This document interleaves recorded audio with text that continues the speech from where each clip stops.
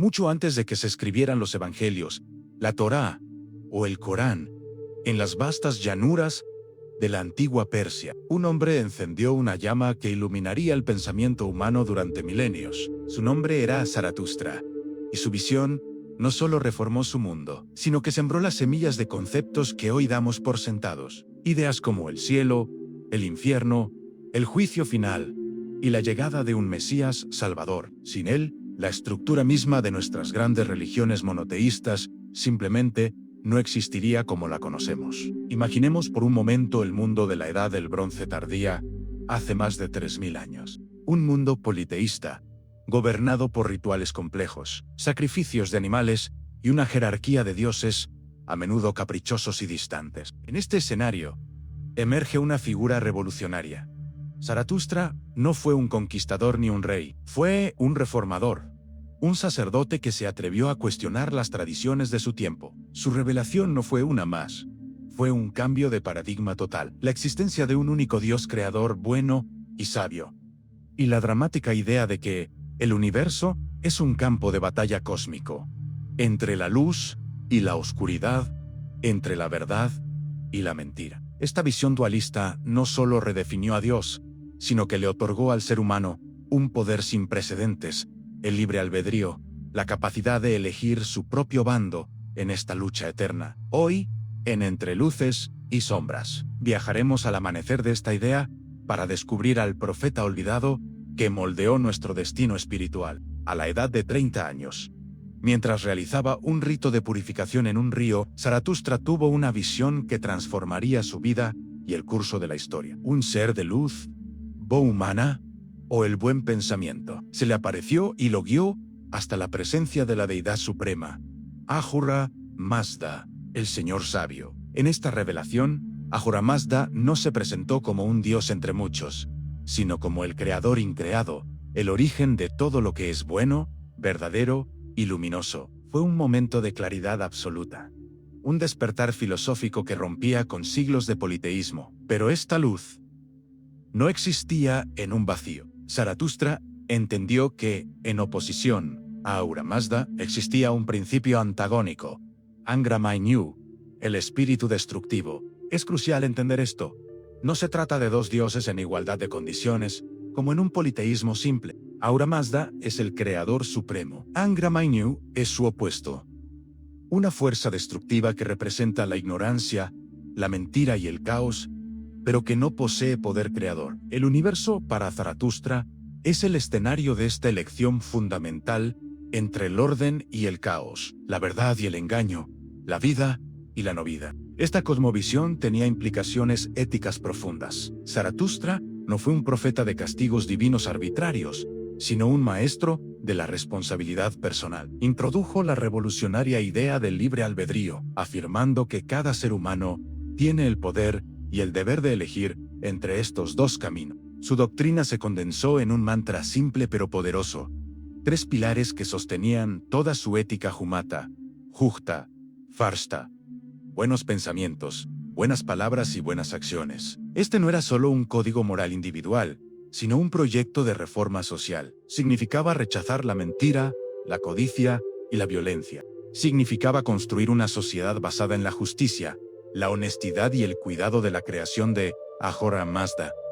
Y en el centro de sus ritos, encontramos el fuego. Un error común es pensar que los zoroastrianos adoran al fuego. Nada más lejos de la verdad. Para Zaratustra, el fuego no es un dios, sino el símbolo perfecto de la pureza, la verdad y la presencia luminosa de Ahura Mazda en el mundo físico. Al igual que el fuego ilumina la oscuridad y purifica lo que toca, la verdad y la sabiduría deben iluminar nuestra mente y purificar nuestras acciones. El fuego es un punto focal para la oración, un recordatorio constante de la luz interior que cada persona debe cultivar para contribuir a la victoria final del bien. La visión de Zaratustra no se limitaba al presente, se proyectaba hacia el futuro con una de las profecías más influyentes de la historia. Él predijo la llegada de un Salvador, una figura mesiánica llamada el Seiyoshian, que significa el que trae beneficio. Según la profecía, al final de los tiempos, el Seiyoshian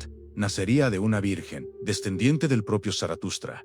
y sería el encargado de liderar la batalla final contra Angra Mainyu. Su misión sería resucitar a los muertos, presidir el juicio final y purificar el mundo, inaugurando una era de paz y perfección eterna conocida como la Freshe Coreti. En este juicio, cada alma tendría que cruzar el puente del separador, que se ensancharía para los justos y se estrecharía como el filo de una navaja para los malvados, quienes caerían a un abismo de oscuridad. ¿Les suena familiar esta narrativa? Nacimiento virginal, juicio, resurrección, un salvador. Es aquí donde vemos la conexión directa con las religiones que vendrían después, y la conexión más famosa nos lleva a un relato navideño. Los reyes magos de Oriente que visitaron al niño Jesús no eran reyes en el sentido monárquico, sino magi, sacerdotes zoroastrianos. La palabra mago proviene del persa magupati. Eran astrónomos y sabios que, siguiendo sus propias profecías sobre el Seoshient y complejos cálculos astronómicos, interpretaron una conjunción planetaria como la señal del nacimiento de una figura redentora. Su viaje no fue un acto de superstición, sino la culminación de una búsqueda teológica y científica basada en las enseñanzas de Zaratustra. El puente cultural que permitió la diseminación de estas ideas fue construido durante uno de los eventos más cruciales de la historia judía, el exilio en Babilonia. Cuando el emperador persa Ciro el Grande conquistó Babilonia, no solo liberó a los judíos, sino que los puso bajo la influencia de su imperio, cuya religión oficial era el zoroastrismo. Durante este periodo de contacto íntimo conceptos zoroastrianos, como el monoteísmo ético, el dualismo entre bien y mal, la figura de un adversario satánico, la resurrección de los muertos y un juicio final, comenzaron a permear el pensamiento judío post-exilio. A través del judaísmo, estas ideas pasarían al cristianismo y posteriormente influirían también en el islam, formando el ADN espiritual de más de la mitad de la humanidad. El legado de Zaratustra resuena hasta nuestros días de formas que a menudo ignoramos. Su visión del cielo y el infierno, por ejemplo, es mucho más profunda que la simple idea de lugares físicos de recompensa o castigo eterno. Para el zoroastrismo,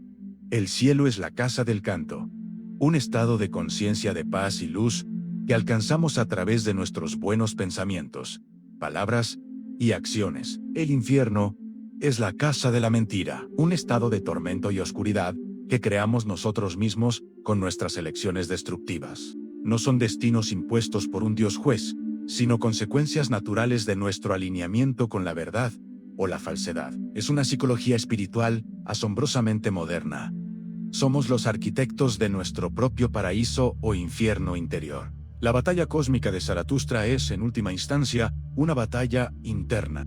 La lucha entre Ahura Mazda y Angra Mainyu ocurre dentro de cada uno de nosotros, en cada decisión que tomamos. La oscuridad, según esta filosofía, no es una fuerza igual a la luz. Es simplemente la ausencia de luz, la ausencia de conocimiento y verdad. La victoria final de la luz no es una posibilidad, es una certeza. El propósito de la existencia humana es participar activamente en este triunfo, ser agentes de la luz, expandir la verdad y la bondad hasta que la oscuridad se disipe por completo. Zaratustra nos dejó un mensaje de empoderamiento, de responsabilidad y de optimismo cósmico. Nos enseñó que el universo tiene un propósito moral y que nuestro papel en él es decisivo. Desde el fuego solar de Persia, este mensaje de iluminación viajó por el mundo, adaptándose y transformándose. Y si quieres descubrir cómo este viaje espiritual continuó hacia el este para manifestarse en la figura del avatar que trajo el mensaje del amor universal a la India, no te pierdas nuestro próximo video, donde analizaremos a Krishna y los secretos del Bhagavad Gita. Gracias por acompañarnos en este viaje a los orígenes de la fe. No olvides suscribirte y activar las notificaciones para seguir explorando las grandes ideas que han moldeado nuestro mundo en Entre Luces y Sombras.